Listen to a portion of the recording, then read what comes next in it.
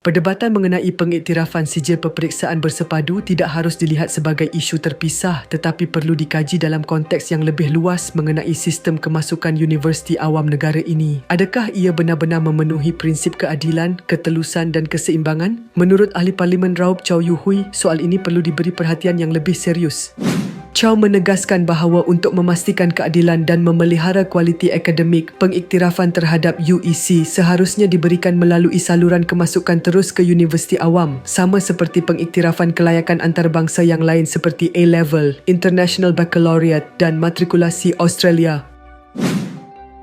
Menyusul kenyataan itu, Ketua Pemuda UMNO Akmal Saleh telah memuat naik sebuah hantaran di Facebook mengkritik pihak yang menentang dasar pendidikan negara. Menurut Akmal, mereka yang secara terbuka menentang dasar tersebut dilihat sebagai mempertahankan hak mereka. Sementara golongan yang mempertahankan dasar pendidikan negara pula dilabel sebagai penghasut yang memainkan isu perkauman.